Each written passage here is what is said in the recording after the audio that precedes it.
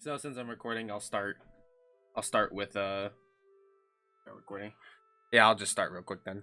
So, really quick, this is me basically talking in the video now. This is a new video I'm kind of doing. It's a new style I'm kind of doing. Just wanted to sit down with some of the people in my Discord, some of the people I work closely with on the channel, and just kind of sit down and discuss some of the finer points of the Elder Scrolls. I saw a video from Fither and Flare, which is a YouTube channel you can check out. And their videos mostly talk about different subjects than this, but I like their style, and their videos seem to be pretty popular, and I watch a lot of them, so I thought I could do something similar to this, but on a different topic altogether. So I'm here to just sit down today and discuss, like, the Elder Scrolls history, how the games have, like, changed over time, with one of my closest friends, Septim. You might see him at the end of the video. He's, like, the one Patreon I actually have. And he's been a close friend to me for, like, since I started this channel. So I thought, let's do that. And then Blonde, one of my closer friends, Blonde, was supposed to be here, but he was busy, so he might show up in the next one, but not this one. So, first of all, how are you doing, Septim? I'm fine. That's What about good. you? I'm doing okay. You know, rougher morning. I got one of my videos being uploaded right now, but doing pretty okay. I managed. So, I hope so. yeah. Today we're just gonna talk about, like, just the Elder Scrolls series in general. Me and you, we both majority played all of the games at this point. Yes. I played Arena for, like, the first video on my channel was just, like, an entire playthrough, and I never did that for Daggerfall because I could never beat Daggerfall. But yeah, But you mentioned Daggerfall a lot, and you have a video about the Daggerfall Unity, I think. I do have a So, video on yeah. Daggerfall, and I did play it for, like, I don't even want to say, like, 40 hours. I sat down and played it extensively.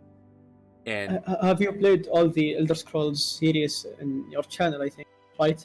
The main games, I mean. oh yeah, definitely. The only ones I haven't played are Redguard, Battlespire, and then, like, the mobile Shadowkey. Yeah, like Shadowkeep and all those. Travels. So, like, I've played everything from Arena through Skyrim, even ESO I played. So Yeah. the only one I haven't played extensively is Morrowind, but I still researched Morrowind very heavily and have tried to get into it many times. Like, I think I've played it for a solid 10 hours. I just could never get into it.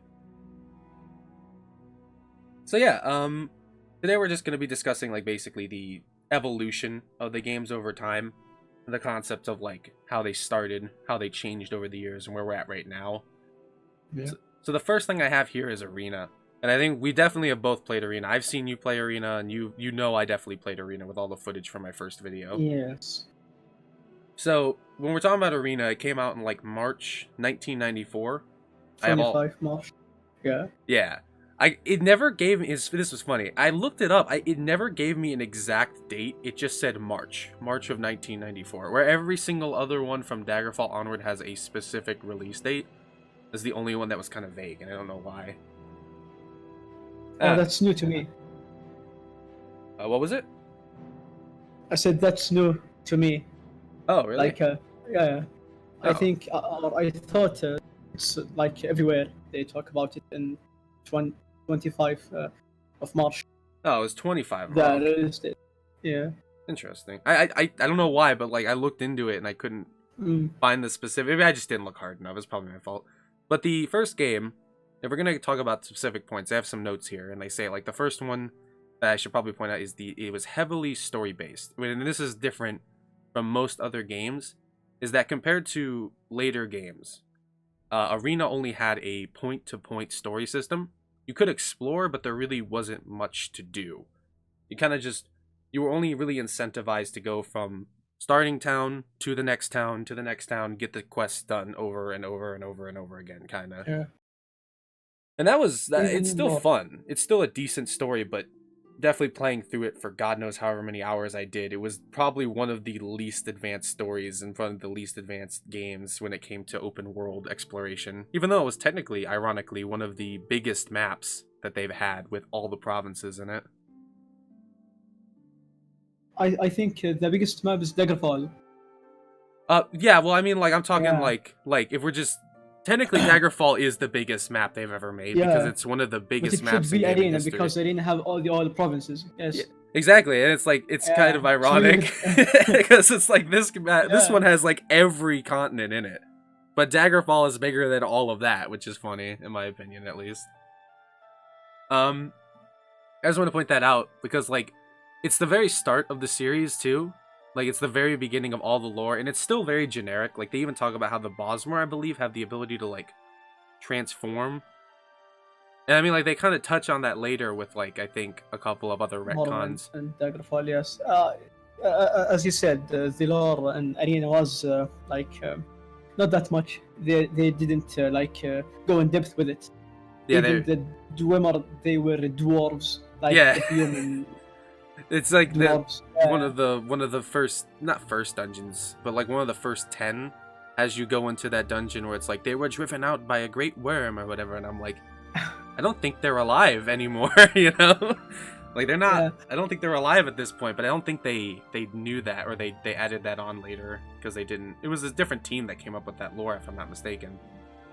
Yeah, and even the gods, I think there was no architecture and finds we know now. They use in like chapels and these places like a cross, you know. It's. I know what you're trying to say. Like the gods they're not developed yet, and it's funny because like I even wrote points. Yes. It's funny because like they stay. Like, there's some gods that don't even exist in other games in that one, which is very interesting.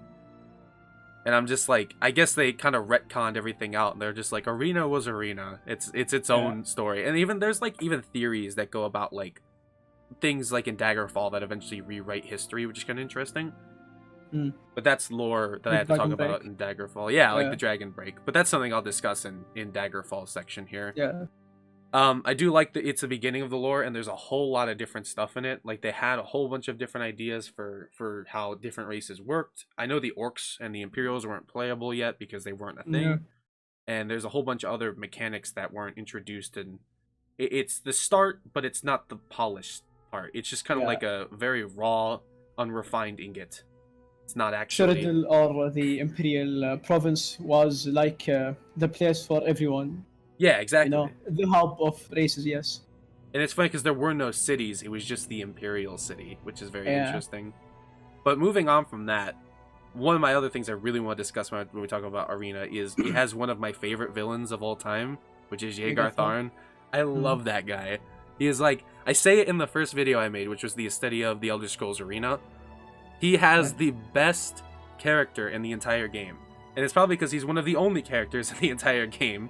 But I just love his character because he goes from taunting you all the time to admitting like you're actually really strong at the very end of the game. And I just respect someone who can acknowledge that their enemy is really, really tough instead of being like, you're nothing compared to me. He's like, you know what? You're really strong. And like, come in here so I can face you. I respect you to a point, you know, even though I know you're going to die, which is kind of cocky, but you know how it is. Yeah. And I love what he said, you must not... oh, dual, it holds my life force. Yeah, I remember that. Do not touch it. That's don't touch it. It's not important. But he should have said something like that. Instead, he's like, no, don't touch it. It'll kill me. I'm like, that's what I'm here to do. The problem is, he told you where is the last item where it is. Like he basically told you how to find it. Yeah, I know. I say I love Jaegar in a way that I love like my brother. He might be stupid, but I still love him, you know? Like that's what I like about him. He's funny, and I love him. He's the basic villain, and he's a great, strong start to a story, in my opinion. But yeah, that's pretty much everything for Arena. I already talked about how the overworld is pretty basic and underdeveloped, and it's actually even smaller than the next game we're going to talk about, Daggerfall. You have to mention Septim. Oh yeah, Septim was, I think, the 6th or the 5th in Arena. Oh really? His name. Yeah, they changed it to the 7th. Oh my, I didn't notice that. I think you're right. Yeah. But it's the same one. It's the same guy, yeah. So that's like a retcon right there. I think he was known as a Britain character or Britain Emperor, Yeah, not even an Imperial. Yeah. actually, I think he's a Nord in the next game, isn't it? Like in Oblivion when he shows up, he's definitely a Nord if I'm not mistaken. Like his player race, I'm pretty sure he is because he's taller Maybe. than you and he's got that facial structure like a Nord. But I might be wrong about that. Yeah, maybe the in the game, but in lore he is Imperial for sure. Oh, interesting. Yeah. So I want to move on. Like that's actually interesting because like Uriel Septim the Fifth is like he was supposed to rumored be the main villain of Skyrim actually, which is kind of interesting. But moving on from that, we're gonna move on to Daggerfall, which is it came out in August 31st, 1996. Only 2 years later, this game came out, and it already has some of the most. They developed game so fast. Oh yeah, they made it like Yeah. extremely fast, and it's very interesting to think about it because like I don't know if it's because it was a lot simpler to make than most games today. It probably is considering how old it was. Yeah. But this game has so much more added to it. It's almost ridiculous how I had to include so many different features that were added in. So like just to list those off, they expanded the lore, and it was very fan centered at the time, which was something I kind of wrote down here. They had a more advanced overworld, one of the biggest ones with more things to do in it. You had more incentive. You were more incentivized to go explore. And then they also had joinable guilds, viable homes, as well as horses, wagons, and ships. And yes, the gods, which kind of falls under the lore. Everything was expanded, including the first ever introduction of the Daedra. Like you could actually summon and do Daedric quests for people, which is kind of cool. And it just had so much more, including multiple endings. So you could play the game in multiple ways with multiple narratives.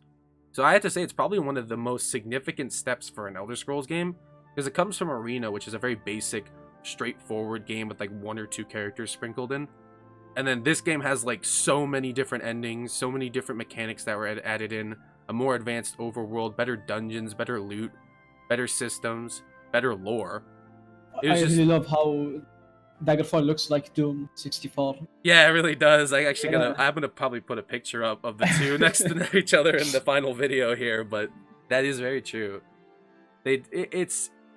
Also I got to point out the graphics were improved from Arena. I noticed that when I went from playing Arena to Daggerfall, is that you might not see it by today's standards, but back then, if you're just comparing the two games, the sprites look so much better and less like pixely, which is really cool. It looks like a remaster for exactly Arena or something like that. Yeah, if they were to remaster Arena in 1996, it would look like Daggerfall, which is kind of silly to say it like that, but it's true. It looks like a better version of Arena, which I guess is the whole point with the sequel, but still. Yeah. I love to also point out that the lore, at this point in the lore, and I think like Zarek Sahakaron kind of points this out. Go check out his video on like the Elder Scrolls lore and why it's so complicated. But he talks about how the lore at this point is very fan-centered. Like fans were coming up with stuff, and Bethesda was just kind of like, yeah, that's good stuff. It's now official lore, you know. Like I don't think the fans, the old fans. I think only the beta testers. Yeah, who have done works for the game. Yeah.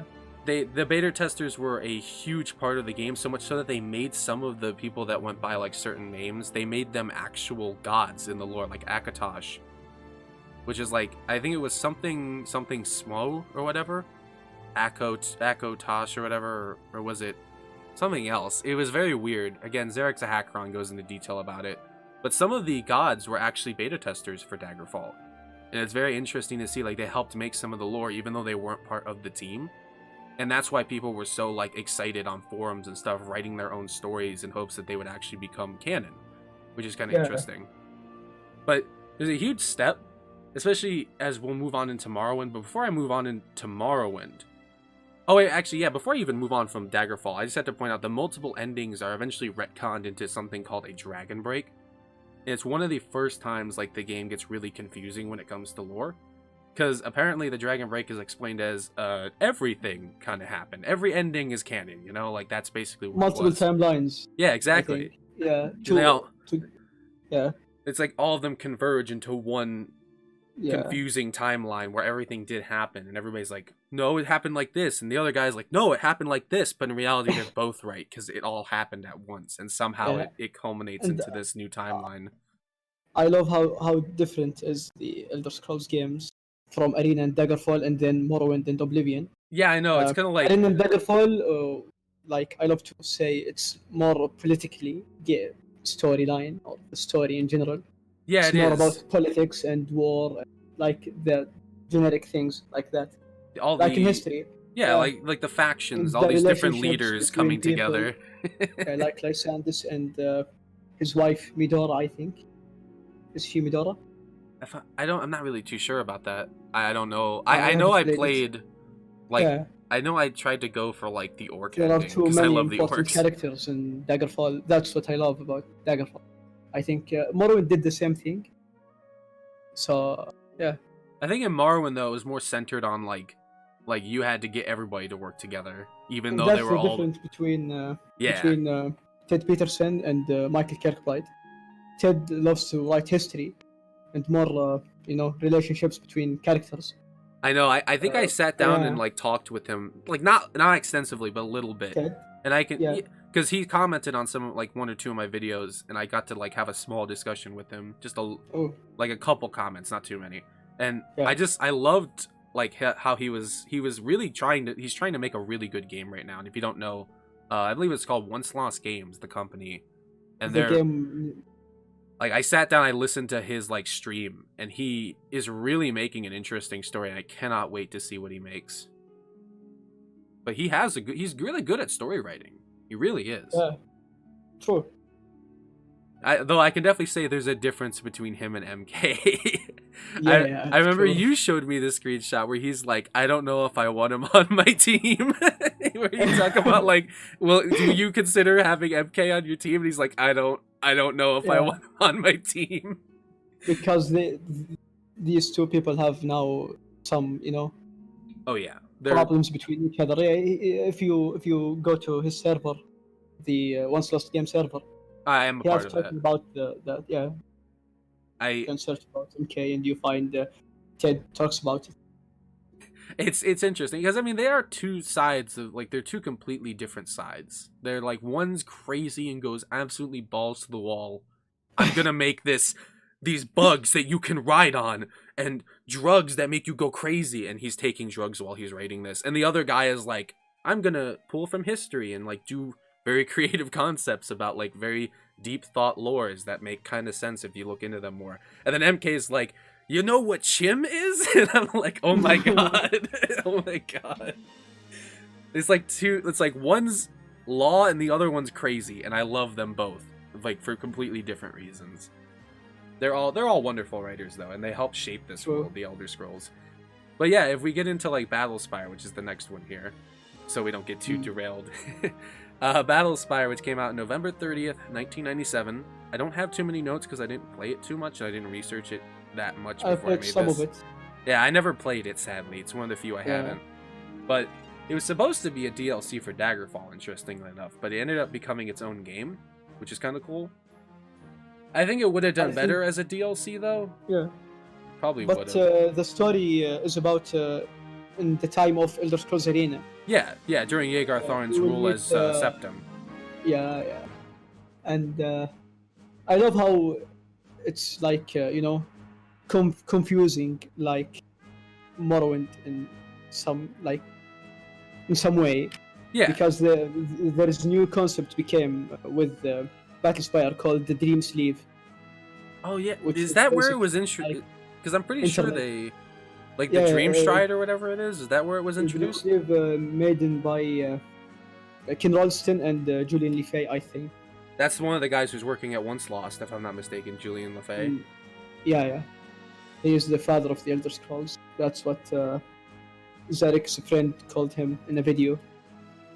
I have huge respect for these guys, mostly because like Yeah. they did do interesting concepts. It's just the game itself I heard wasn't the best when it came to like controls and everything. That's the only thing I think I heard that was bad. The narrative was pretty good, but it wasn't too interesting. It didn't get too many people's attention. Battlespire? Yeah, because I'm I pretty think sure. because it's like more different than the original game. Like it's just only not open world people want from the Elder Scrolls. Like what now happened with Fallout 76. People keep asking Bethesda for like a new Fallout game or Elder Scrolls game. but they keep giving us some things that we don't want, like Blades, a Yeah, mobile game, or like- ESO, or Legends, the card game, and finally open world without NPCs. So that's the same thing happened to Bethesda in 19s, I think. yeah, So and that's why I yeah. said to my friends, I'm like, they've had a falling out before. They recovered, but it was a very close call, and they don't need to put themselves in this position. Because, like, Yeah. Battlespire is a very straightforward game. It's like Arena, where it's like... Actually, it's less than Arena, because you don't even have that illusion of you can go anywhere. It's just kind of like, you're in the Yeah. Battlespire, go up, you know, and that's really it. But it did introduce something I actually found interesting. It was one of the few points I actually put down here. Besides, Yeah. like, it was supposed to be a DLC and it didn't sell too well. The only other point I have for it is they introduced talking to, like, Daedra and creatures that you normally don't Yeah. talk to. And it's something I kind of wish they kept around in some capacity. Like, you see it in Oblivion where you talk to the Daedra, but it's mostly for them to be like, I'm gonna kill you, you know, and then they come running at you. And I'm like, oh, okay, Jesus. But it's interesting because you could bargain with these guys, like imps and stuff. They'll be like, I have the thing, but it's behind me somewhere. And they're like, okay, thanks. I appreciate you telling me that. But yeah, that's the only thing I really have about Battlespire. I just know it didn't sell well, and it was one of the steps towards the bankruptcy that Bethesda would have to face later on, a year or two Yeah. later. But still, I think it's better than Arena to me. Oh yeah, I feel like Yeah. it's better, mostly because it's You, newer. you have to check out the dialogue. Oh It's yeah. well written, I swear. Yeah. That was another thing about Arena, just jumping back to that, is that a lot of the lore, a lot of the Yeah. writing is just like, bring me an Elder Scroll. And I'm like, you mean the MacGuffin of the series? I can go grab an Elder Scroll just from some random crypt? Okay. And they're like, technically later on, it's like, these things are the most knowledgeable things. They have infinite power. They can make you blind from reading them too much. And this guy's like, let me just look at it.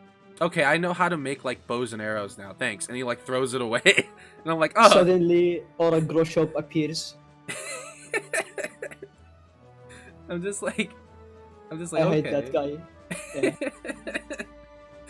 Yeah. Okay, well, that's all I want to talk about there. Let's move on to Redguard, because we're almost halfway through this You now. have to mention one last thing about Battlespire. Oh, what's that? Dagon, Merron's Dagon. Oh yeah, that's right. I was contemplating putting that down. I'm like, is that really an important plot point that it was the first time? And I'm like, yeah, now I look at it, I probably should have. Even in Arena, after Arena released and Skyrim, they mentioned in one of the books in lore books in Skyrim that Jägartharn have like a relationship or concorded with Dagon. Yeah, and like he makes a deal with him in this game where he like, you can tap the Battlespire.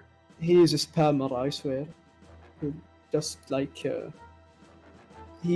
really wants Tamriel. Yeah, eagerly. Yeah. It's interesting because like I remember you showing me that one extended lore piece. Was it the 7 fights of Aldo Daga? Yeah, and like he's in that from a previous Kalpa cycle, but that's deep lore.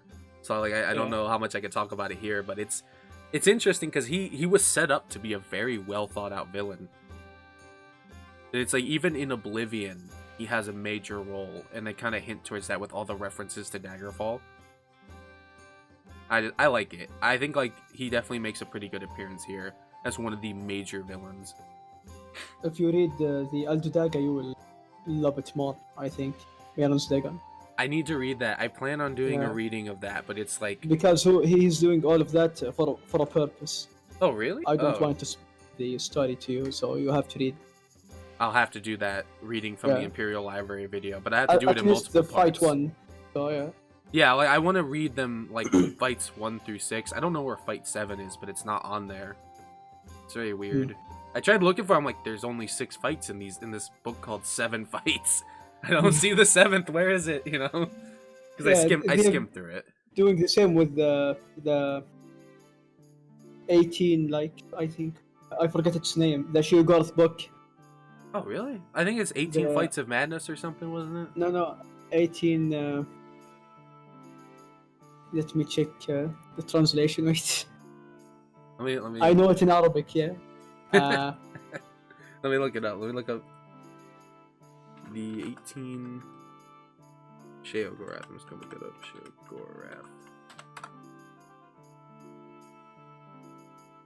Sheogorath. I think Agreement.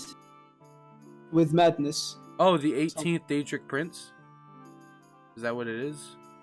Or is that...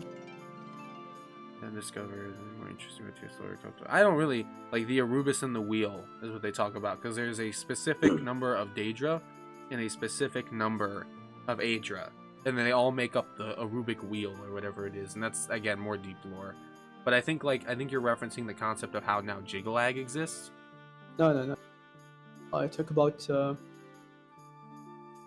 let me check. Wait. Shugarath.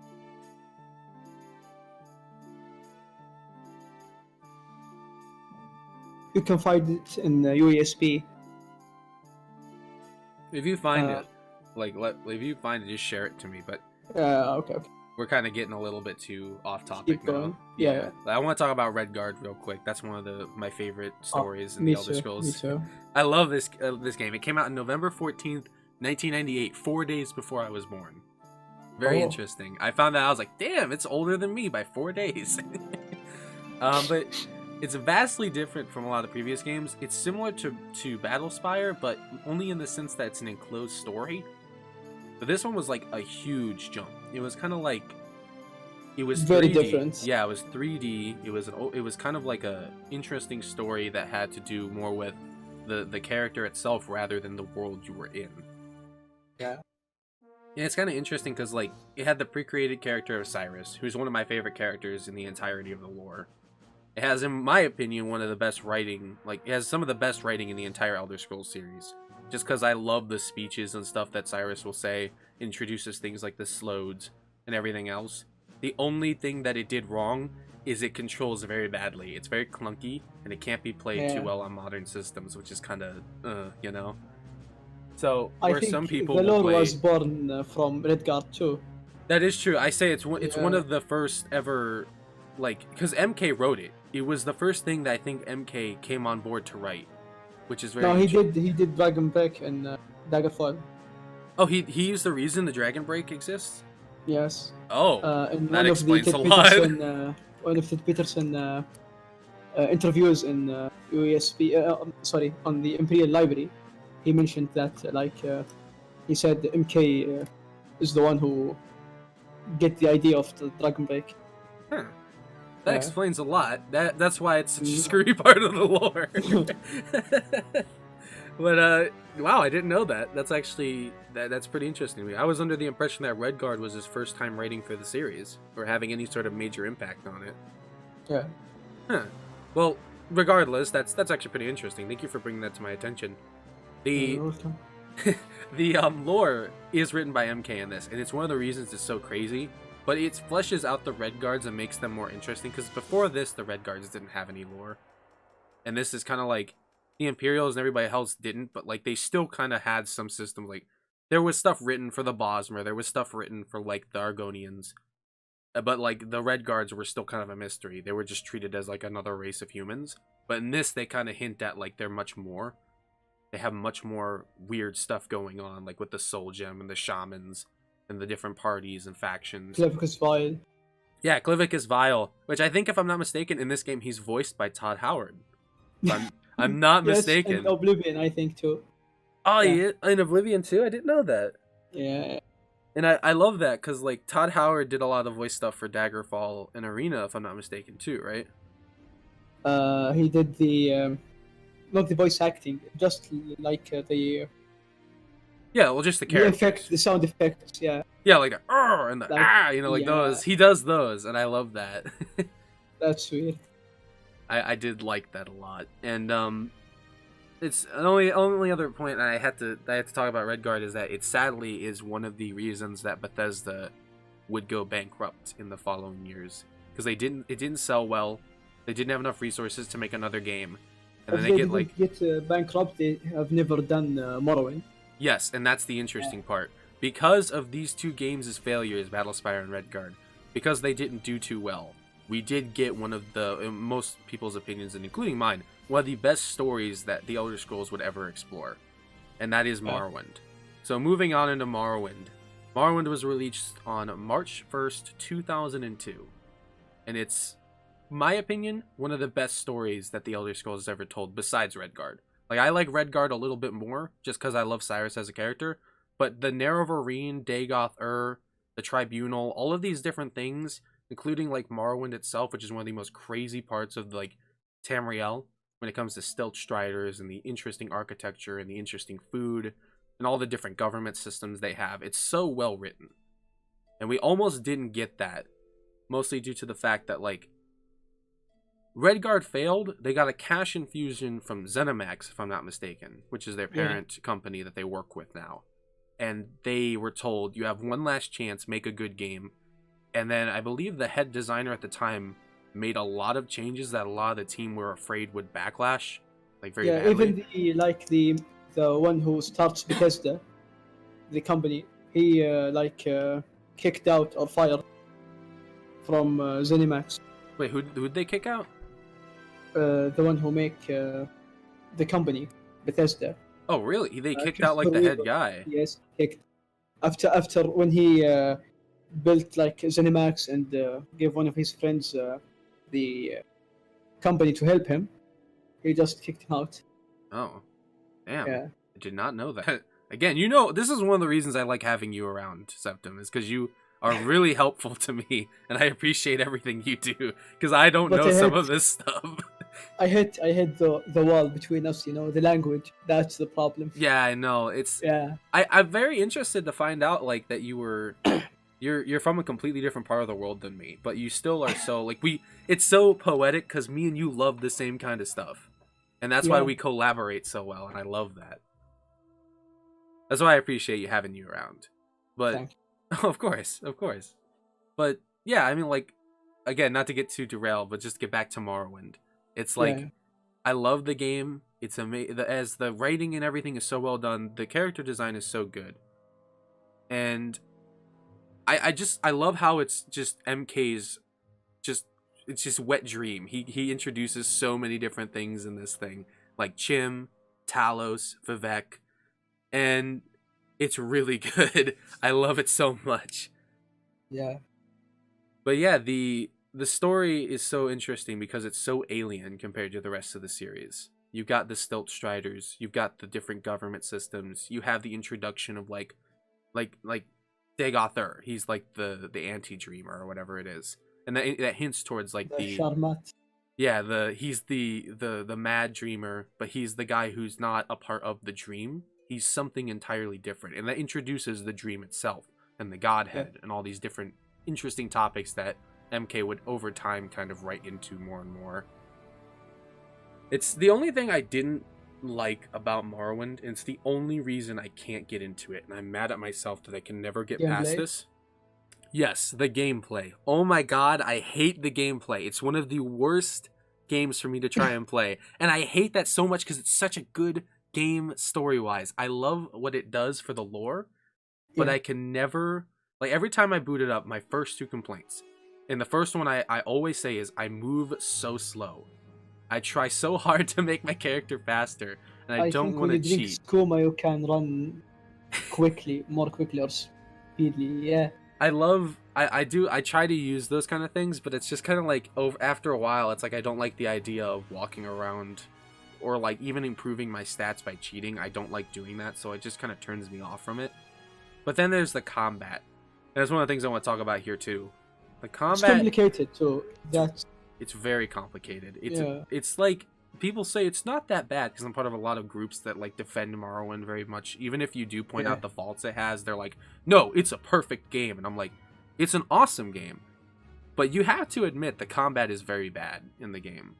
Like, you can get around it, and as you play the game more and more, it becomes better. But in the very beginning, one of the only issues I have with it is it's very complicated. It relies on your skills, which is understandable. I do use the weapons I point out to be good with in the game, like the swords and the spears. You're punished for your faults too.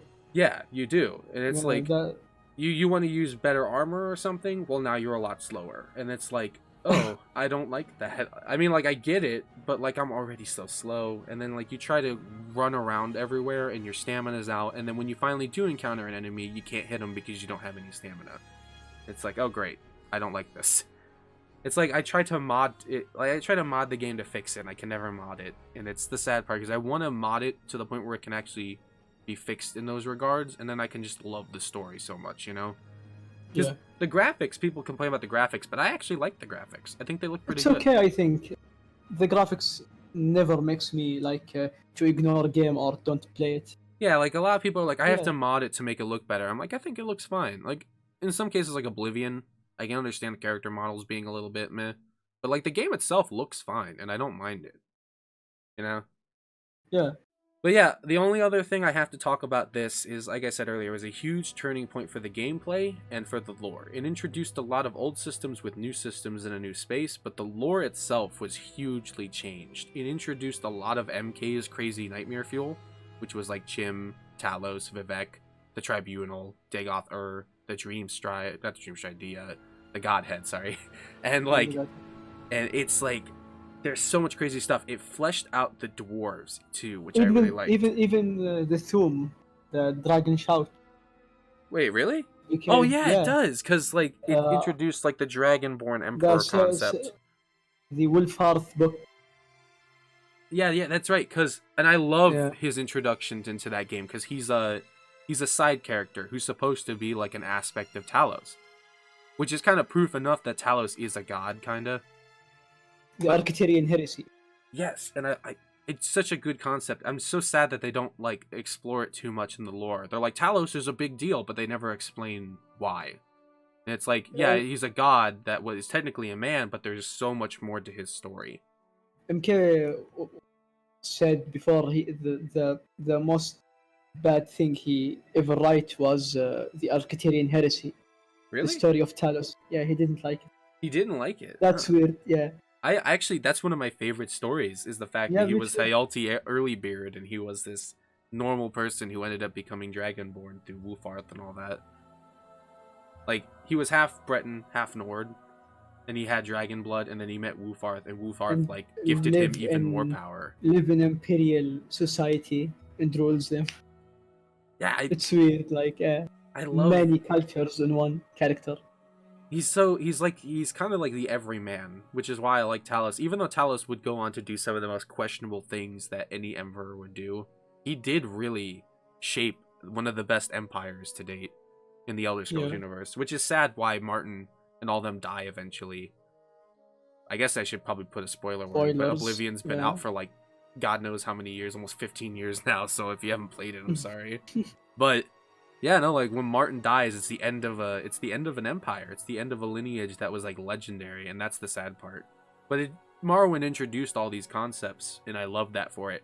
But it was a huge change point from like Daggerfall, which was very, very player-centric lore. Like you kind of made the lore, and then Bethesda was like, I like your ideas, we're gonna make it canon. From this point onward, that stuff changes. It becomes less of an open source lore, and more of a, we make the lore, and that's it, even though it used to be something else, you know? I don't... Even the Mirivarine and Vivek, like, I love how their relationship, you know?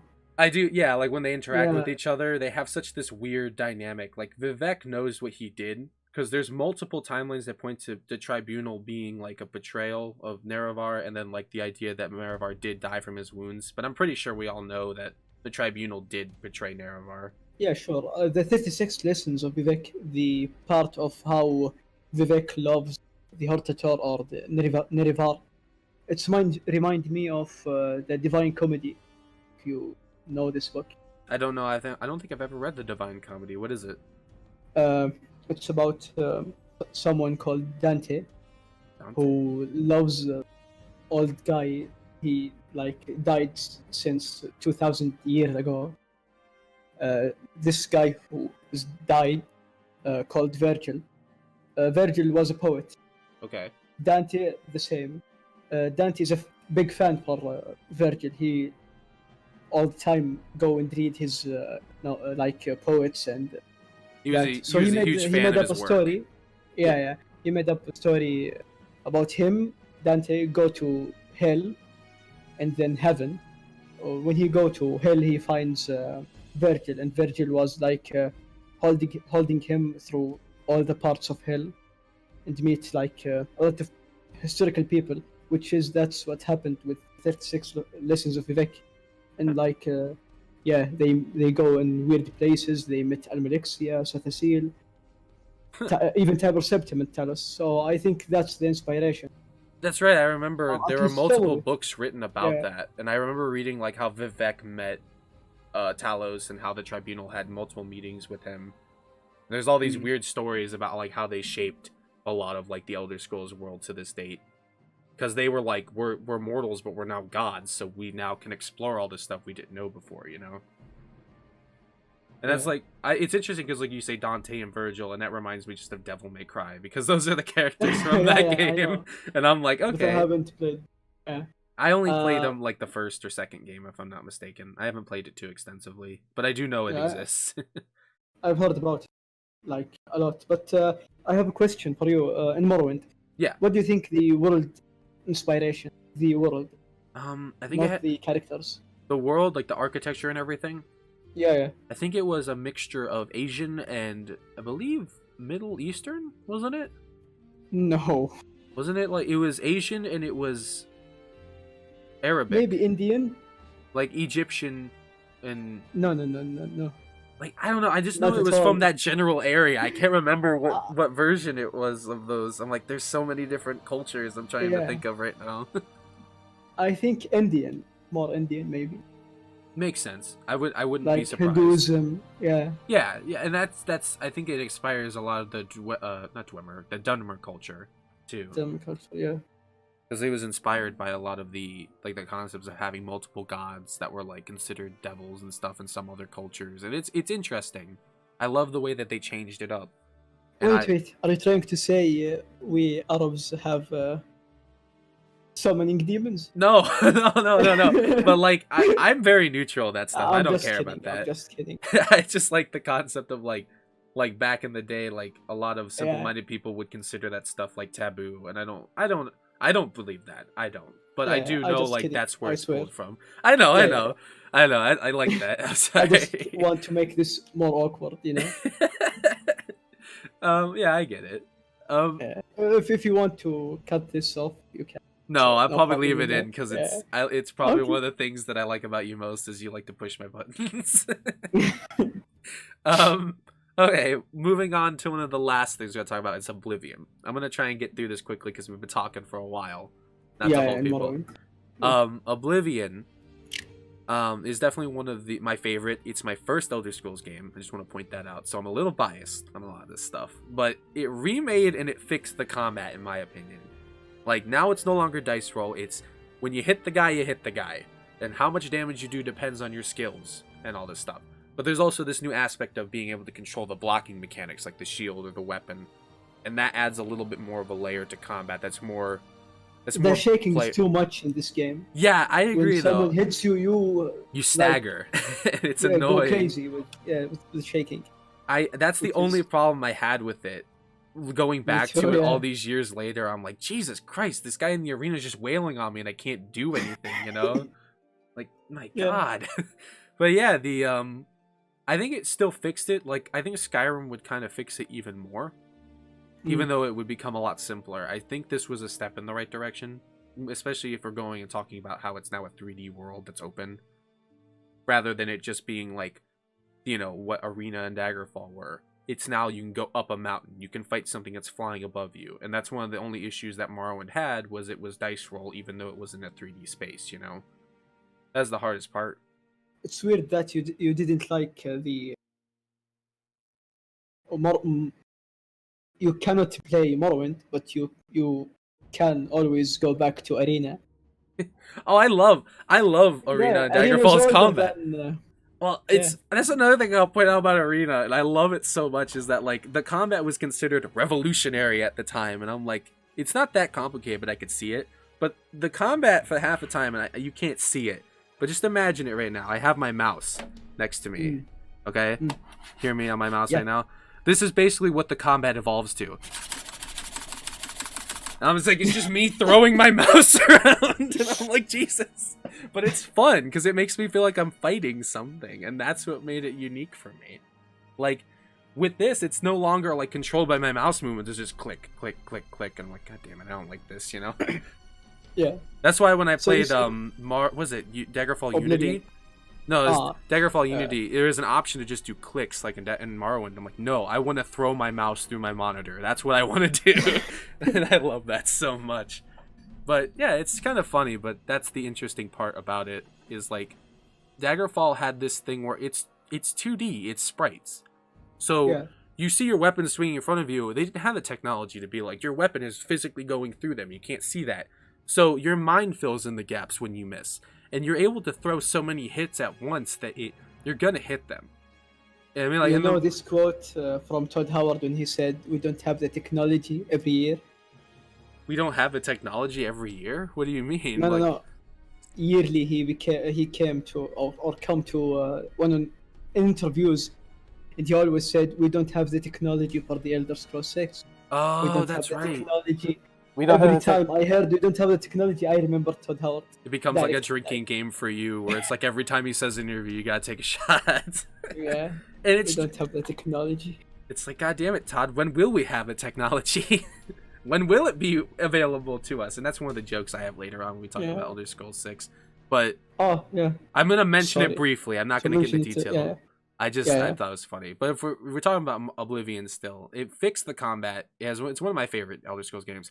It has good writing, in my opinion. I like how you're the side character to the main Yeah. guy.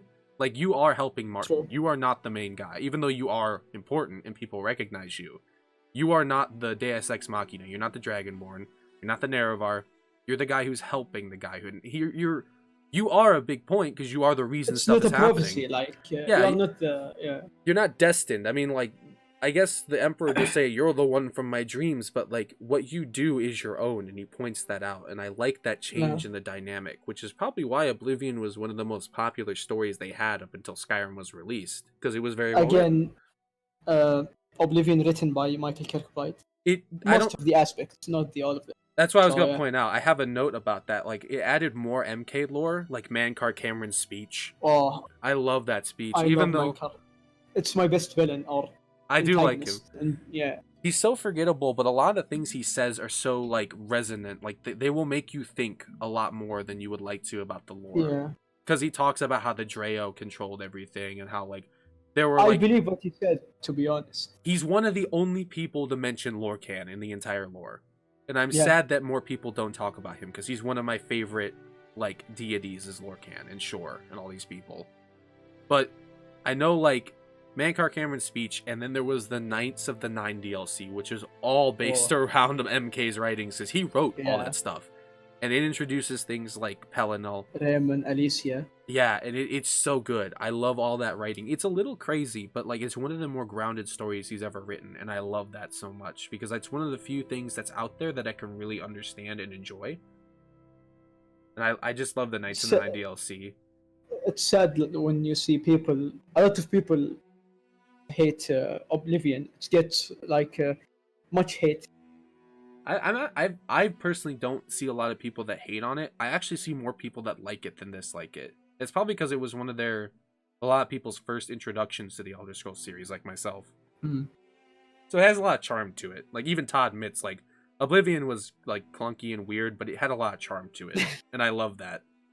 The models, I think, it's the only problem. Yeah, I the know. voice acting in some way, yeah. Well, there was not that many voice actors, But they did very good with the speech of Mankar Cameron. Yes, I love that guy. Like they had a lot of voice actors that were special, but only used for one or two characters, like Patrick Stewart. They had Sean Bean. Yeah. I can't remember who voiced Mankar. Do you know who voiced Mankar? No, but he appears in one of the Star Wars movies. Oh, really? I didn't know that. Yeah. But I love it because like they had unique voice actors for very specific people. But like the sad part is that they didn't have enough for the generic NPCs. Like in Skyrim, they fixed that. You can't really hear too many of the same voice actors, and if you do, it's not that apparent. You don't really care. But in Oblivion, His name Terence Stamp. who is it? Terence Stamp. Who is that guy though? Give it. I send it to you. His name. Yeah. Who is that? Like, is he one of the voice actors? Yeah, Mankar Cameron voice actor. Oh, that's it. Okay. I was confused for a second. I was like, "Who are you talking about, Septim?" Oh, okay. Okay. Yeah, because he only does Mankar, if I'm not mistaken, and that's it. Yeah. But he's a good voice actor. I like him. That's sad because he's one of the Patrick Stewart's so popular, and Sean Bean is especially popular, especially from Lord of the Rings. And then you have this guy that I don't know what he was been in besides this, but he's such a good voice actor. Kind of wish I heard him more in some other stuff. A lot of the stuff for the lore, like Knights of the Nine, and there's a lot of inconsistencies with the lore. Like, I point this down here, the Imperial City size, which is a lot smaller than it should have been. And then there's the Cyrodiil jungle, which is something MK had to go back and write a little snippet like Talos changed that. And I was like, okay. By Kim, yeah. By Kim. And I'm like, okay, I guess that makes sense, but they should have made it a jungle. I feel like that would have been more interesting. And called him the Red King. I thought it was the Dragonborn Emperor is what they called him. No, the Red King. Oh, I didn't know that. Yeah, but ignore the people walking above me if you hear that in the recording. There's like 1 or 2 people that were just like walking by like, he's recording right now. Let's just run through the house real quick. I'm like, okay, thanks, appreciate it. Yeah, no, that's really all I had to do to talk about Oblivion. I do like how Mehrunes Dagon makes a major appearance in the main story, and then the Shea Gorath DLC is awesome. I didn't really talk about the DLCs for Morrowind, mostly because I didn't play them in a lot of detail. But I do know, like, one of my favorite things about the DLCs for Morrowind is that they add on to the Tribunal and make it a lot more interesting for the rest of the Tribunal you don't see. And then they do the Blood Moon, which makes her scene one of the best Daedric Princes ever. Because he's brutal. He's a Daedra. He's a demon. You can tell that in his demeanor. But he's one of the ones who won't screw you over with a trick. He'll be like, fight me, and I'll lower my power so that we can have a fair fight. And I'm like, I like that. That's pretty cool. Yeah. But Shea Gorath, I don't know about you, but I love Wes Johnson. Oblivion have the best DLCs. They do. Knights of the Nine and Shivering Isles are some of the best written DLCs, especially Shivering Isles. I love that story so much, and I just love how they were like, we like Wes Johnson. We love Shea Gorath. Sure.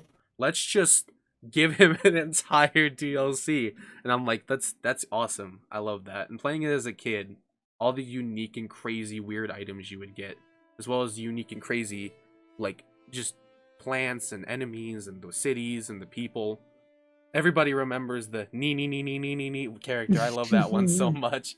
The Argonian. I love her. She's great. I think I prefer the Knights of the Nine because it's the only time we know more about the Divines. That is true. It still confused me a little bit because the Divines help the what were they called? I always forget the elf names.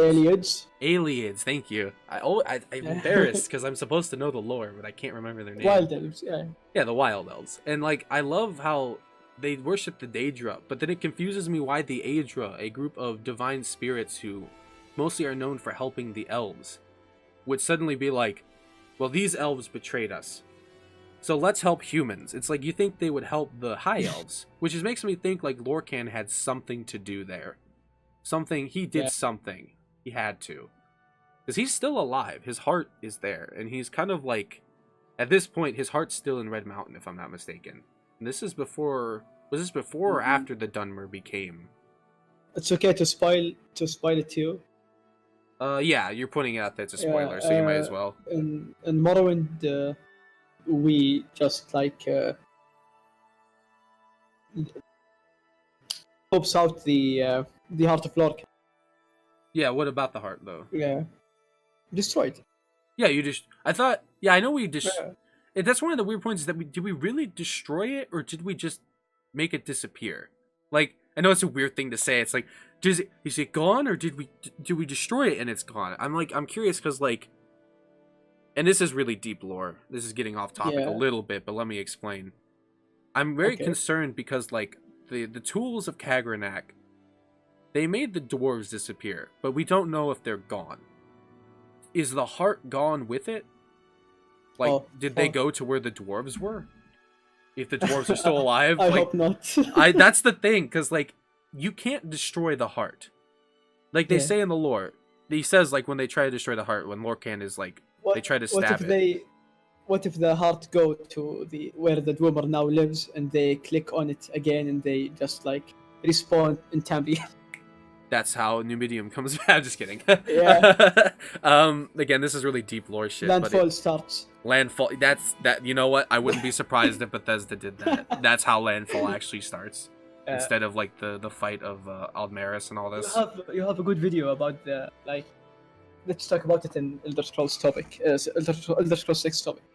Yeah, that would. When we get to That's a good idea to talk about that. That could be an entirely different video now that I think about it. That could be the next one. True. That could actually be the next one we do. But moving on from Oblivion, because we talked about that long enough. Yeah. Like I said, inconsistencies and everything, and that only gets worse in Skyrim. Oh my god, does that get worse in Skyrim? Everything gets worse. It gets worse in Skyrim. Skyrim yeah. is a great game to play, but it is not a good Elder Scrolls game, sadly. And I've come to slowly accept that. Like, it's so fun. You just sit down, mod, and play and enjoy. Like, you played it, you know it, it's comfortable to you. But when you put it under a microscope, you're like, oh no, Skyrim is not that good. And I hate to say that, but it's true, and I don't like that. The Thalmors are the best part in Skyrim to me. I think it's the most interesting thing. It is, because like the Thalmor, and it's sad because they only have a minor role in the story, and then they never make an appearance throughout the rest of the narratives in the story. Even though like they could. And there are some side quests that delve into it, like how you have to get into a Thalmor-controlled fort and break out a Stormcloak sympathizer. Can I just say also, like, I flip-flop so many times between the Imperials and the Stormcloaks. Like, even though the Civil War questline is, like, kind of dumb, I have to admit, it's one of the few conflicts that makes me flip-flop multiple times. Mostly because it's been going on for so long, I guess, but it's still interesting. But if we're talking about Skyrim, it came out November 11th, 2011. You know the whole joke, 11-11-11. Yeah, most popular game. Yeah, it's their most popular game to date. It had simplified character leveling and character attributes, so a lot of the game mechanics for RPG aspects were like changed to be very simple. A lot of lore consistencies. Well, what was it? No class system. Yeah, there's no class system, and I hated that. I mean, I kind of like that you can level everything, but you didn't need to get rid of the class system to do that. Every time you try, you get to the bow class. I never do that. I'm one of the few people who doesn't do that, and it's because I did it once, and I didn't find it fun, and I started a new character. And I guess I'm just weird. You. I know. I always go for magic or two-handed weapons. That's just how it is for me. But I do agree. Most people just go for the bow, and that's just how it is today. It's a huge joke, you know. It simplified a lot of the RPG aspects by making everything like just a simple attribute you can level over time. And there are mods to fix that. I install some of those mods that make it so you have advantages in certain classes over others. But it's still one of the few systems I feel like they really could have... They should have changed before they released it. They should have made it more old style. But then again, everybody says that, so my voice isn't unique there. One of the writers in Skyrim, Emil, he has the best work of him. I think it's the Dark Brotherhood in Oblivion. Really? He mentioned... That's right, I remember that. I remember that now. He did write a lot of stuff. I didn't like his work in Skyrim that much. Yeah, I think in 2019, late 2019, he mentioned that they were like have plans for Winterhold to make it big city. Dawnstar are the same. Yeah. That's because the time time constraints. They have a deadline. Yeah. They get the idea of like let's say there is like a big bomb dropped out by the mages and like the city gets smaller. So that's like the thing like where the collapse happened. Skyrim released in 2011. I think 12 it will be like better game. I think that's one of the things. 11 is the big problem that makes Skyrim like the game we know now. They could have done something like Atlas though, where they released. You know how there's special edition. They could have done an Atlas, which if you don't know what Atlas is, the people that make Persona and Shin Megami Tensei, they are, when they re-release a game, they add shit to it. And I don't know why Skyrim didn't do that. You could have fixed it. They couldn't do that. People would get mad. I don't think people would have gotten that. I think people got mad because it was just Skyrim again, you know? Like, that's what I saw. I bought it. I'm not proud of myself. I bought it, but... Why? I did. So pleased now. Well, you have to be happy. the reason, yeah, no, I make Todd very happy. I own every version of Skyrim, sadly, and I'm not proud to admit that, but at least I'm being honest when I say that. The reason I bought Skyrim Special Edition is because I only owned it on the 360, and I got it for PlayStation 4 because I didn't have my 360 anymore, so I couldn't play Skyrim anymore. The only reason, though, that I bought it was because I could play it on the PS4. But then I'm a dumbass, and I had a reason, but I bought Skyrim both versions on computer so that I could review certain mods for each one. Because there are sometimes in the modding community, you only have mods for Legendary Edition, or you only have mods for Special Edition. So, like, that's the reason I bought both. But most people look at it, it's like, why would you buy that? It's like, I got it to review mods, really, if I'm being honest with you. That's really it. Because, like, I look at myself like I'm a dumbass for buying all the versions. I'm like, wait, no, I did have a reason. That's right. But I guess some people just don't like that reason. But looking back at Skyrim, there's a lot of lore inconsistencies again. Skyrim's size, like the city, for examples. Like, a lot of, like, Whiterun. Big city, a lot smaller than it should have been. I think there are cities in Oblivion that are a little bit bigger and more detailed than Whiterun, and it's kind of sad. But, I mean, it's Oblivion still... had huge cities. Oh, yeah, like, Imperial City was, even though it's smaller than it should have been, it was still pretty damn big, you know? Yeah. And, like, if we're talking about other lore inconsistencies, the worship of the 9 divines kind of pissed me off the more and more I learned about the lore. Because it's like, where's Shore? They mention Shore, but there's no shrines to Shore. There was a plan, too, for the Nordic religion, but they removed it. MK talked about it in his Tumblr account. I saw that.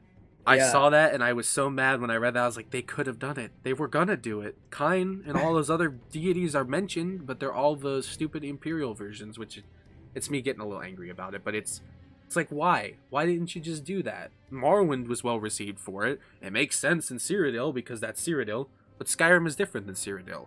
But it's treated as just another Imperial state, you know? And I don't like that. No, one more thing I want to talk about, and I like how we talk about all the other games in such highlight, and we talk about Skyrim, it's like, Skyrim is so bad, and I'm like, okay. I don't mean to make it bad, like, there's like maybe 1 or 2 good points I have about this game in my notes. Graphics? The graphics are improved. I think the graphics are a lot better, like, even though, do like... you think, oh, sorry. Do you think Morrowind is, Skyrim is the best introduction for the new people to start? I think Skyrim is the best introduction ever. It's so simple that anybody could get into it. And that's the reason. Yeah. Morrowind, if you want to get into the series, Morrowind's probably a bad idea. Mostly because it's so complicated. I think Oblivion's a good starting point too. And Skyrim is definitely also a good starting point. Elder Scrolls is so weird because you want to start as late as possible in the game and then work your way back over time.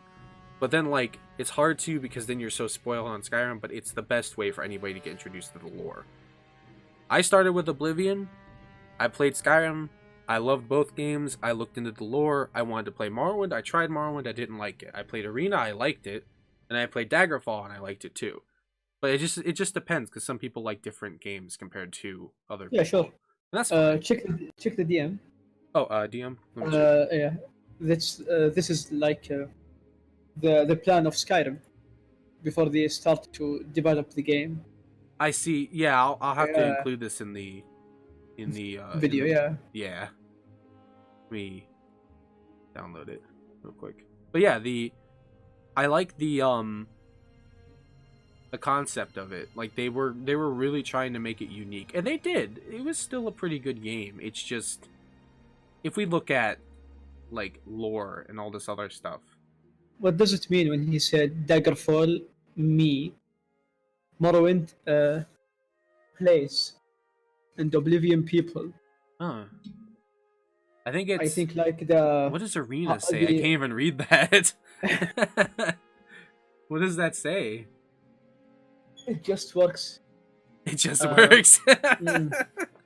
I think these are different aspects of the game. Like I think Daggerfall me it means like the character, like the RPG and the character creation itself. Like it's you build yourself up, make your backstory. That's a good part. That didn't happen. Morrowind has the awesome setting. Yeah. Oblivion has good people. Like the NPCs were a lot more fleshed out with the AI. The Radiant AI. And then Skyrim. Arena has nothing good about it. Like, there's nothing there. Yeah, I think. That's it. I don't see anything, and I have no idea what they're trying to say there. I can't read. I don't know. But, like, Skyrim is the culmination of it, which is kind of interesting. I don't know. I do like that, though. I'll have to include the footage from this one section in this one thing, so, because I zoom in on everything, so I might as well include it. Yeah. I might make this video in multiple parts if I'm looking at it. Like, I might introduce it in, like, the first section is Arena through Redguard, second section is Morrowind and Oblivion, and then the last part's us ragging on Skyrim. Yeah. But yeah, like, honestly, I think like, Skyrim is, Skyrim's not a bad game. It's just, like, one of the points I have here is it has a good DLC villain. One of the best villains in the entire series, which is Mirak. I love him. I think he's a good villain, both mechanically and story-wise. Because he shows up and he takes your stuff half the time. He takes your dragon souls. He pisses you off. Constantly talks to you. Constantly acts arrogant and dumb. And has arguably more power than you at the beginning of the DLC. But then you slowly rise to meet him. Just like you do as the Nerevar for Dagothar. And you guys even pointed out... Hermaeus Mora. Oh yeah, Hermaeus Mora. Like, that's another thing. He has, like, a Daedra backing him too, which also makes him kind of, like, out of nowhere. But then slowly throughout the DLC, you slowly meet all the criteria he has so you can meet him on an equal playing field. Which is kind of interesting. But you are not the one who, like, killed him. No, Hermaeus Mora does. But you weaken him, and you fight him, and you're both evenly powered, but he kills him. Every time you weaken him, he just, like, rising some dragon and eat his soul. I like that. Repeatedly. I kind of wish. That's the thing, though, is that, like, why does Mirak get to eat the souls and feel stronger, and when I just eat the souls, I get a new shout? What is that? Like, I want to get health from eating dragon souls. What the heck, Bethesda? But Mirak's a good villain. I just think, like, one of the bad points was that it had bad gameplay compared to the lore. Like, the Alduin fight is just another dragon fight. And, like, some of the stories are just way too centered on you. The Winterhold questline is too short and simple. It's way too, like, you could finish it in, like, a day or two, and you just joined the college. I like mods that make it where the college feel like an actual college. Like, you get to study the spells and read books and do classes, and eventually you can delay, like, the start of, like, some of the quests so that you can do them in a month or so instead of, like, a day or two. They were hasty with the Skyrim. They were. It's a great game. It's sad that it's the most popular one because I really wish it reflected. It made Bethesda way too comfortable because they ended up just releasing the same stuff, and now they're in a bad situation like they were back in 1990, like 1990s. They had a falling out, and I don't think they're gonna have a falling out again. But I wish they would just fix everything. I hope that it means a good games like Morrowind with Starfield. That's the thing about, like, and I kept thinking about it too, is that, like, maybe it's a good thing it's taking so long to make the Elder Scrolls 6. Because I know they're working on it right now. But maybe it's a good thing that they keep taking their time with it. Because the more and more they put into it, the better it'll come out. Hopefully. Don't quote me on that.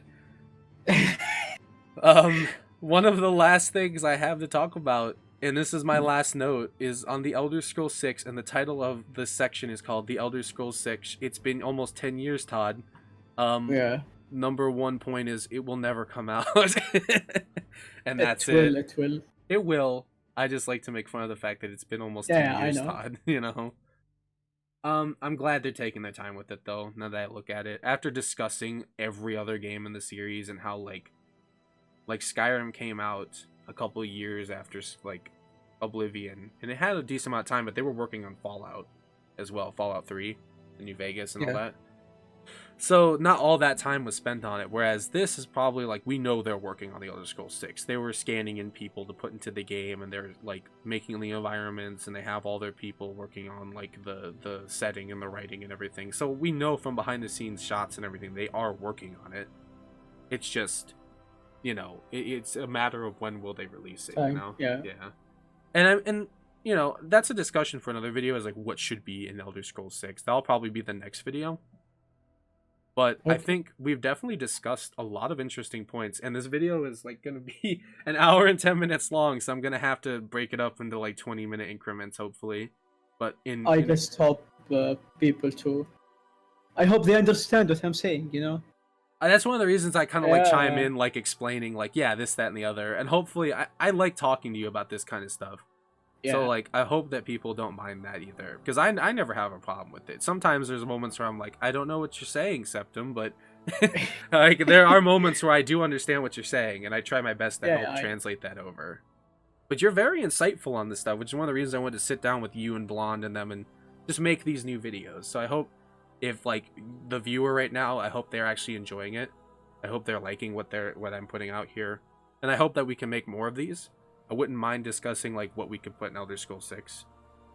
Like that would be a cool concept. Most people were asking a while ago for my opinions on it. Yeah. And it would be a good idea just to sit down with you guys and talk about like they should put in more dragons or some bull crap, you know? Like something stupid. It'd be kind of funny. Anyway. Yeah, Oh, sorry. No. I was just gonna say, like, I'm pretty sure like this video Yeah. is all wrapped up. It was very fun talking with you about this stuff. I felt like it was a very good idea, and I hope the video does well. Yeah, I hope. And let them like to go to check out your Patreon. Oh yeah, that's the Yeah. thing. I never advertise my Patreon too much. I forget to do that. I never really in it for Okay, the do money. it now. Do it. Go check out my Patreon, or I'll find you, or Yeah. I'll sick hot or Todd on your ass, I guess. I don't know. But yeah, I never do it for the money. I don't really care about money too much. But if I do get money, cool. If you want to support me, cool. But Yeah. it's down there if you want to check me out. Either way, this video seems to be pretty wrapped up. Thank you for your time today, Septim. I appreciate it. Oh, you're welcome. I hope you all enjoyed this stuff, and I'll see you guys in the next one. Hopefully. You guys take it easy, okay?